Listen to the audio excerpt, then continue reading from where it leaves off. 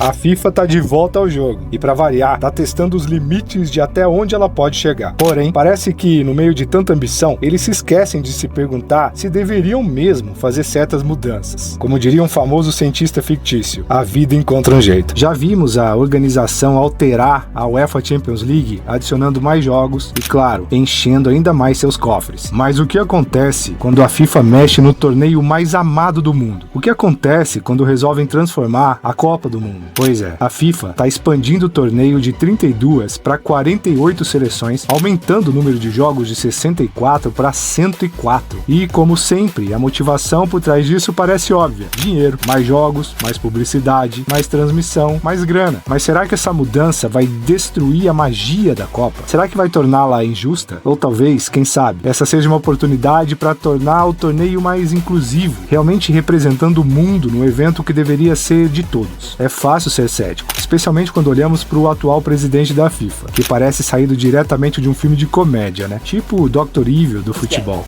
Breathtaking. I shall call him Mini-Me.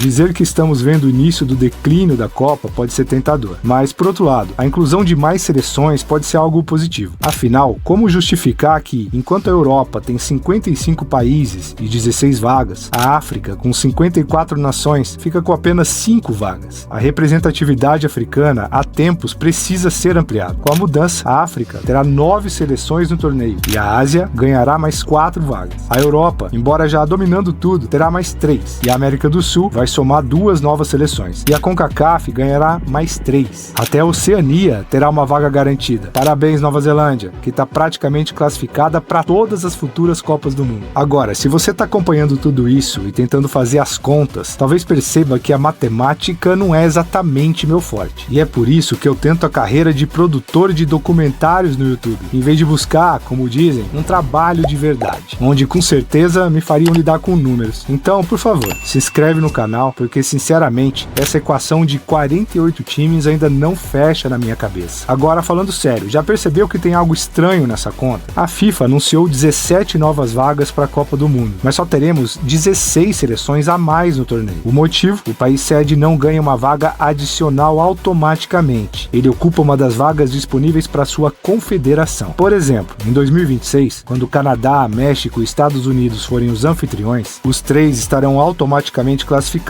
Ok, só que isso vai consumir 3 das 6 vagas reservadas à CONCACAF, ou seja, as demais seleções dessa confederação terão que brigar pelas 3 vagas restantes. Parece injusto? Talvez. Mas, no fim das contas, será que isso realmente faz diferença? Adicionar uma equipe como Trinidad e Tobago, por exemplo, com todo respeito, não altera muito os resultados gerais do torneio. A realidade é que, historicamente, só 8 seleções diferentes venceram a Copa do Mundo, e apenas times da Europa e da América do Sul chegaram às finais. Portanto, a inclusão de mais seleções da CONCACAF, África e Ásia dificilmente vai ter um grande impacto nos resultados da Copa do Mundo. Claro, a menos que vejamos uma campanha absolutamente brilhante do Vietnã, o que, convenhamos, seria surpreendente, né? Adicionar mais times não vai arruinar a Copa do Mundo. Aliás, na década de 90, o torneio foi expandido de 16 para 32 seleções. E isso acabou sendo incrível. O problema real é que a FIFA parece não ter refletido por mais de 3 segundos antes de implementar essa mudança. O número 48 é terrível para um torneio com fase de grupos. A ideia inicial era criar 16 grupos com 3 seleções cada. E isso é desastroso por várias razões. Primeiro, porque depois de lutar por 4 anos para se classificar, uma equipe poderia ser eliminada após apenas 2 jogos. Frustrante, não é? Além disso, essas seleções nem teriam a chance de disputar um terceiro jogo. Outro problema é a ordem das partidas. Imagine enfrentar uma seleção que já jogou enquanto você ainda nem estreou no torneio. Isso cria uma clara desvantagem. E no último jogo da fase de grupos, o desastre é ainda maior. Com apenas 3 seleções por grupo, não há como realizar partidas simultâneas. Isso abre espaço para acordos táticos, em que 2 equipes podem decidir empatar e eliminar o terceiro time. Seriam partidas arrastadas, cheias de empates suspeitos e um espetáculo decepcionante para os fãs. Felizmente, a FIFA abandonou a ideia inicial inicial de grupos com 3 seleções. Mas o novo formato ainda levanta uma série de problemas. Agora, a competição será composta por 12 grupos com 4 seleções cada. As 2 melhores de cada grupo avançam automaticamente para as fases eliminatórias como de costume. Só que 8 dos 12 times que ficarem em terceiro lugar também seguirão adiante. E é aí que começam as complicações. O critério de desempate será baseado nos pontos conquistados na fase de grupos. Parece simples, certo? Mas imagine a seguinte situação. Uma equipe termina em terceiro lugar no grupo A, com 4 pontos, enquanto outra, no grupo B, também termina em terceiro, mas com apenas 2 pontos. Aparentemente, o time do grupo A tem a vantagem e avança. Porém, considere que o time do grupo B enfrentou gigantes como Brasil e França, enquanto o grupo A contava com adversários mais acessíveis como Tunísia e a eterna Nova Zelândia, sem desrespeitar os queridos kiwis. Mas isso não soa muito justo, concorda? E aqui está o principal problema do novo formato. Agora, 67% das seleções avançam da fase de grupos, o que significa que se você vencer os 2 primeiros jogos, estará praticamente garantido na próxima fase, mesmo que termine em terceiro lugar. Com essa margem de segurança, muitas equipes provavelmente pouparão seus principais jogadores no terceiro jogo, priorizando o descanso e a prevenção de lesões para as fases eliminatórias. Essa estratégia cria um desequilíbrio nos grupos. Times que enfrentam seleções como França ou Brasil no terceiro jogo terão uma tarefa consideravelmente mais fácil, já que os favoritos provavelmente estarão poupando seus craques. Enquanto o adversário do primeiro jogo enfrentaria a França com Kylian Mbappé voando, então, no terceiro jogo, poderia encarar Kolo Muani. Não que os reservas sejam ruins, longe disso, mas eles definitivamente não são Mbappé. Isso, sem dúvida, influencia os resultados. Não estou dizendo que a Copa do Mundo precisa ser 100% justa, isso é impossível. Sempre existiram os temidos grupos da morte, e os grupos considerados fáceis, resultado do sorteio. Só que com 48 seleções, em um formato tão confuso, os problemas se tornam ainda mais evidentes. É difícil ignorar os buracos nesse sistema, e, inevitavelmente, veremos essas questões surgirem quando a bola começar a rolar no próximo Mundial. O terceiro jogo da fase de grupos promete ser um verdadeiro caldeirão de emoções para algumas seleções. Para certos times, a classificação será como uma montanha-russa desgovernada, cheia de altos e baixos. Aqueles que terminarem em terceiro lugar poderão ser empurrados para fora da fase de 32, não por falta de mérito, mas por azar de terem caído no famigerado grupo da morte. Ah, o destino irônico do futebol sempre com seus caprichos. Enquanto uns suam sangue para cada ponto conquistado, outros, em grupos mais tranquilos, passeiam como quem caminha por um jardim florido. Isso é justo? Bom, comparar os pontos de grupos tão distintos é como tentar misturar óleo e água. Simplesmente não funciona. A decisão da FIFA de manter essa lógica de comparação soa no mínimo desconcertante. É como um juiz que usa a mesma régua para medir tanto o leão quanto um cordeirinho. Os grupos, com suas dinâmicas únicas, representam universos completamente distintos. Aqui temos a personificação do desequilíbrio. Enquanto um grupo é uma tempestade em alto mar, o outro mais parece um riacho tranquilo. Essa disparidade não é apenas uma questão de números, mas de alma, de luta, de contextos que não podem ser reduzidos a uma tabela de classificação. E quer saber, esse cenário, com toda a sua imprevisibilidade, parece prenunciar algo maior no horizonte. Não será a última mudança na história dos formatos da Copa do Mundo. Disso você pode ter certeza. Como um escritor que reescreve sem parar o último capítulo do seu romance, a FIFA continuará a ajustar, mudar e remendar. Talvez, em 2030 ou 2034, sejamos surpreendidos por um torneio direto com 64 equipes. Imagine a intensidade de um mata-mata completo, do início ao fim, onde cada jogo é uma batalha final, onde cada derrota soa como o eco de um trovão, e cada vitória é comemorada como o nascer do sol após uma noite longa e fria. Ah, que loucura seria! A gritaria dos torcedores transformaria cada estádio em um palco de drama épico.